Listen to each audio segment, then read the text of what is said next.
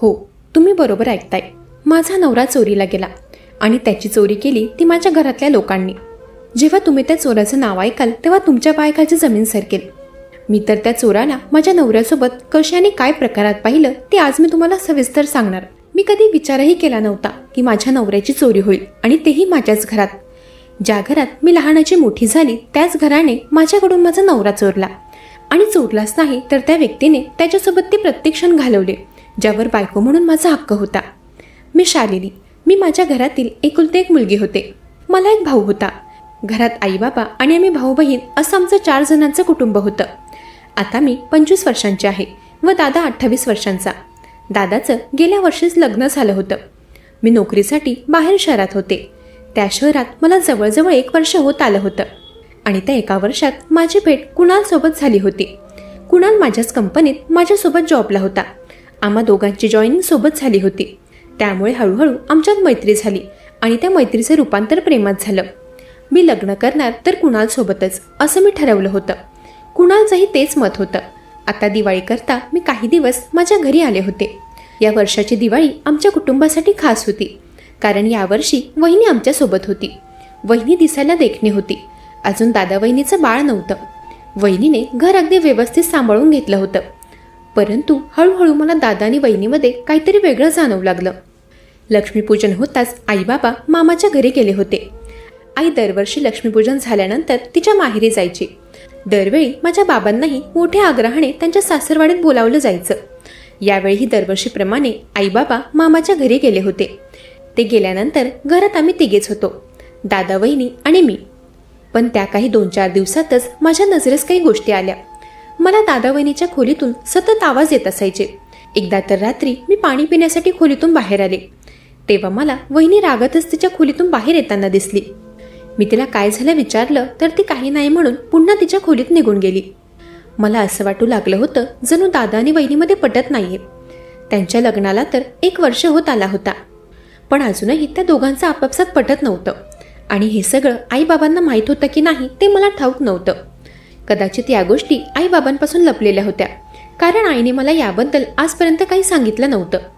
एके दिवशी तर मला दादा वहिनीच्या खोलीतून भांडणाचे आवाज आले. मी त्याबद्दलही सकाळी वहिनीला विचारलं, पण ती काहीच बोलली नाही. मला वहिनी सतत नाराज दिसायची. असो, त्या दोघांचा तो आपापसातला विषय होता. त्यांना मला काही सांगायचं नव्हतं, त्यामुळे मीही पुन्हा पुन्हा वहिनीला काही विचारणं योग्य समजले नाही. पुढच्या 4 दिवसांनंतर आई बाबा घरी परत आले होते. घरी आल्यानंतर आईबाबांच्या चेहऱ्यावर एक वेगळाच आनंद होता. त्या दिवशी दुपारी जेवणाच्या वेळेत आईबाबांनी माझ्या लग्नाचा विषय काढला. ते म्हणाले, तुझ्या मामाने तुझ्यासाठी खूप छान स्थळ बघितलं आहे.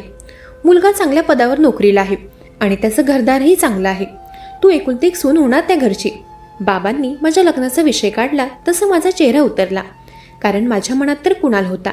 तेव्हा माझा नाराज चेहरा पाहून माझ्या आईबाबांनी मला विचारलं की शालिनी, तुझ्या मनात कोणी आहे का? कारण जेव्हा मुलीच्या मनाविरुद्ध काही घडतं तेव्हाच मुलगी अशा प्रकारे नाराज होते.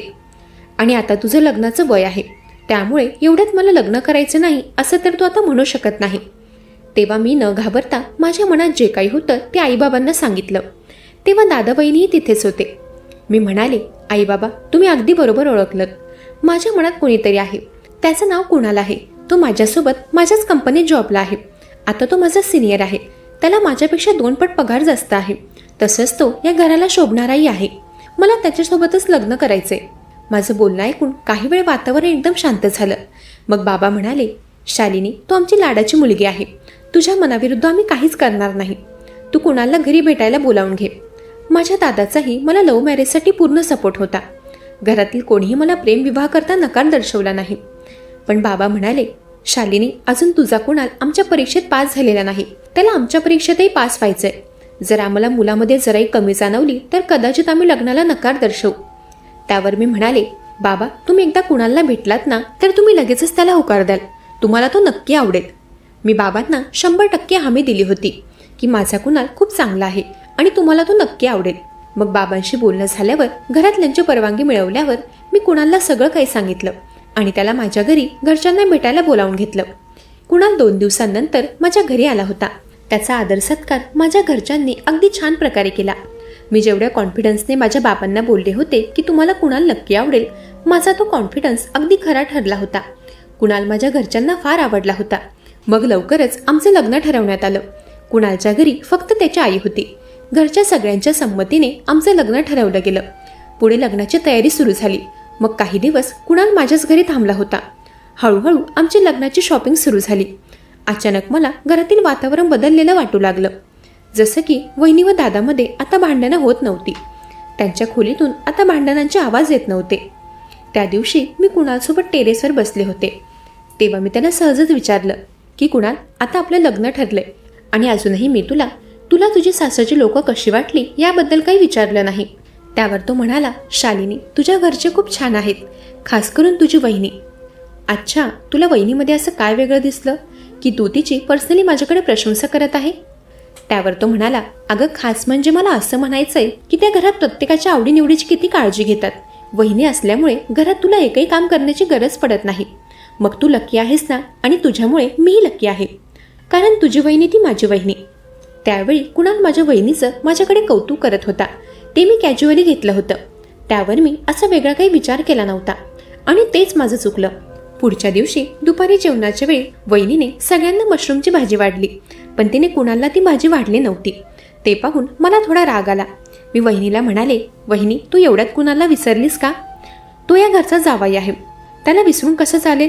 तू कुणालला मशरूमची भाजी वाढायचं विसरलीस.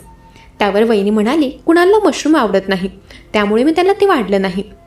वहिनीचं बोलणं ऐकून मला क्षणभरासाठी धक्का बसला. माझ्या प्रियकराला मशरूम आवडत नाही हे आजपर्यंत मलाही माहीत नव्हतं. मग ते वहिनीला कसं माहीत? त्यावेळी मी तिच्याकडे संशयित नजरेने पाहिलं. तेव्हाच ती म्हणाली, बहुतेक मला वाटलं की कुणालला मशरूम आवडत नसतील. कुणाल नावाच्या मुलांना मशरूम आवडत नाही असं मला वाटलं, कारण माझ्या भावाचं नाव कुणालच आहे आणि तोही मशरूम खात नाही. त्यामुळे मी याच विचाराने कुणालला मशरूम वाढले नव्हते. तेव्हा माझ्या बोलण्यामुळे वहिनीने कुणालला मशरूमची भाजी तर वाढली, परंतु त्याने त्या भाजीला तोंडही लावलं नव्हतं. याचा अर्थ खरंच त्याला मशरूमची भाजी आवडायची नाही आणि म्हणूनच त्याने ती खाल्लीही नव्हती. वहिनीने त्यावेळी जोही बहाणा दिला होता तो मला पटला नव्हता. त्यावेळी मी त्या गोष्टीकडे दुर्लक्ष केलं. तो सगळा मी योगायोग समजले, परंतु अजून एक प्रकार माझ्या समोर आला. त्या दिवशी रात्री मला अचानक जाग आली. मी कुणालला भेटायला जाऊ लागले.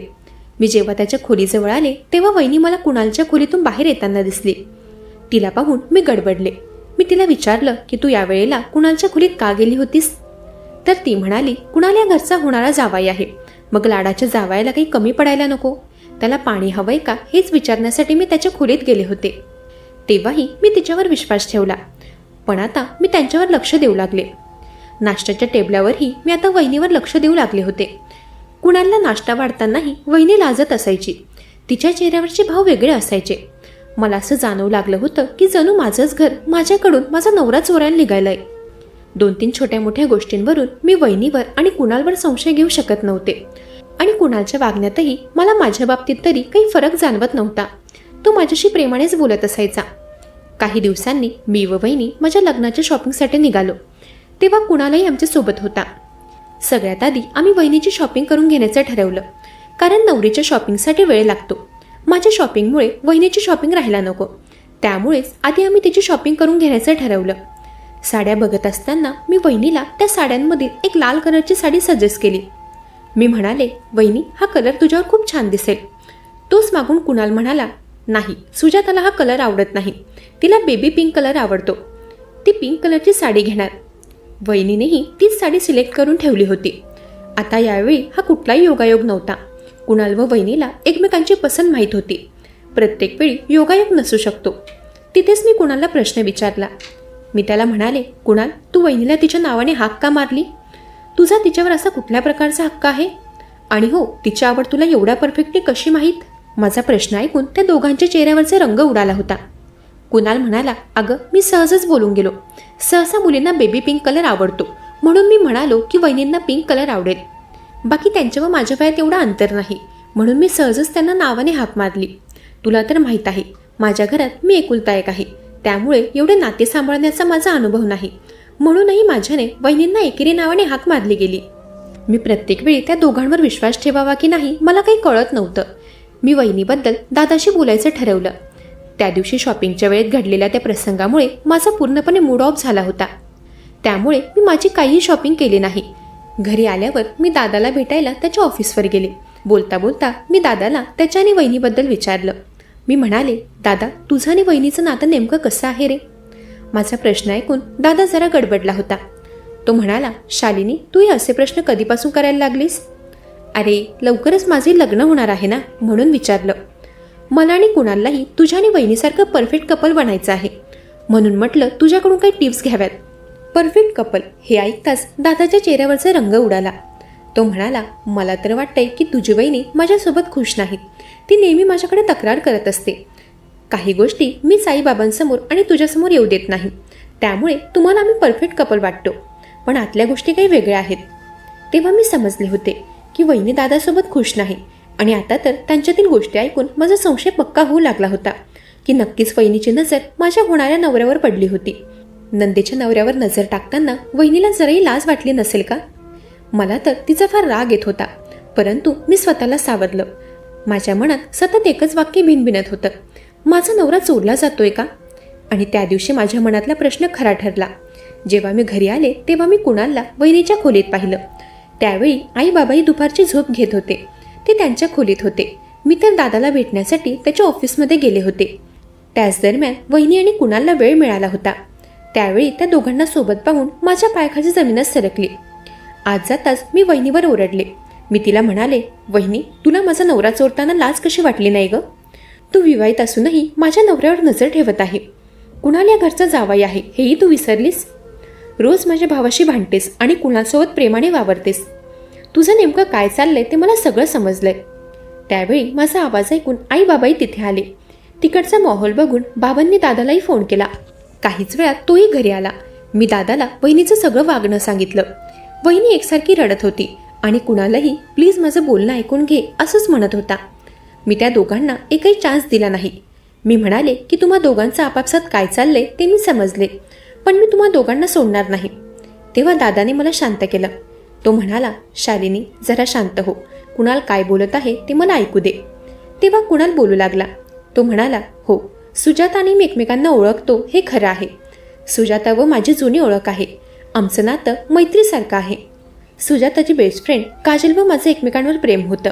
आम्ही लग्नही करणार होतो, परंतु ज्या दिवशी आम्ही लग्न करायचं ठरवलं होतं त्याच दिवशी काजल मंदिरात आली नाही. आणि ती का आली नाही आणि नंतर तिने माझा फोन का उचलला नाही हेच विचारण्यासाठी मी सतत सुजाताच्या मागे पुढे फिरत होतो. काजल सुजाताची जवळची मैत्रीण होती. बऱ्याचदा आम्ही सोबत असायचो. त्यामुळे मला सुजाताच्या काही आवडीनिवडी माहीत आहेत आणि तिलाही माझ्याबद्दल माहिती आहे. मी तिला काजलबद्दल काही प्रश्न विचारू नये, मागच्या गोष्टी मी विसरून जाव्या हेच सांगण्यासाठी सुजाता सतत माझी भेट घेत होती. बाकी आमच्यात काही चुकीचं नातं नाहीये. कुणालचं बोलणं ऐकून माझा राग शांत झाला. सगळे गैरसमज दूर झाले होते. दादानेही मला सांगितलं की सुजाता माझ्याकडे तक्रार करत असते हे मी तुला सांगितलं, पण ती कसली तक्रार करत असते हे मी तुला सांगितलं नाही. उगाच गैरसमज करू नकोस. सुजाता माझ्याकडे प्रेमाची, वेळेची तक्रार करत असते. तिचं म्हणणं आहे मी तिला वेळ देत नाही आणि त्यामुळेच आमच्या दोघांमध्ये बऱ्याचदा वाद होत असतात. सुजाता माझ्यावर खूप जीव ओवाळून टाकते. आजपर्यंत मला एकदाही जाणवलं नाही की तिच्या मनात माझ्याबद्दल काही स्थान नाही. ती तर माझ्यावर खूप जीव ओवाळून टाकते. दादाचं बोलणं ऐकून वहिनी त्याच्या जवळ गेली आणि तिने त्याला मिठी मारली. ती म्हणाली, अहो, मी खरं सांगते, माझं व कुणालचं आता काहीही नातं नाही. मी घाबरत होते की जर त्याची आणि माझी जुनी मैत्री समोर आली तर तुम्ही काही वेगळा विचार कराल आणि आपल्या नात्यामध्ये अंतर येईल. म्हणून मी वारंवार कुणालशी बोलण्याचा प्रयत्न करत होते व त्याला जुन्या गोष्टी विसरण्यासाठी सांगत होते. तेव्हा कुणालच्या पहिल्या प्रेमाबद्दल मला समजूनही मी त्याच्याशी लग्न करायला तयार होते. काजल आता त्याच्या आयुष्यात नव्हती. त्याला फक्त हे जाणून घ्यायचं होतं की तो नात्यात प्रामाणिक असूनही त्याला धोका का मिळाला. बहुतेक काजलच्या आईवडिलांना कुणाल पसंत नव्हता. त्यांना श्रीमंत मुलाची अपेक्षा होती आणि म्हणूनच त्यांनी त्यांच्या मुलीचं लग्न दुसरीकडे लावलं होतं. कुणालला ती सत्यता समजली तेव्हा त्याने माझी माफी मागितली. म्हणाला, मी आजनंतर गेल्या आठवणी पुन्हा आठवणार नाही. माझं भविष्य तू आहे. जे झालं त्यासाठी मला माफ कर. त्याची चूक कधी नव्हतीच. तो सगळा गैरसमज होता जो आता सुटला होता. मी वहिनी आणि कुणालची माफी मागितली. त्यानंतर काहीच दिवसात माझं व कुणालचं धूमधडाक्यात लग्न झालं. कुणाल माझ्यावर फार प्रेम करतो आणि मीही त्याच्यावर फार प्रेम करते. भूतकाळात राहून माणसाला फक्त आणि फक्त दुःखच मिळतं हे कुणालच्या लक्षात आलं होतं.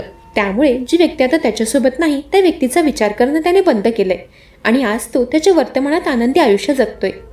मंडळी, कशी वाटली ही कथा? ऐकत रहा मनाचे बोल.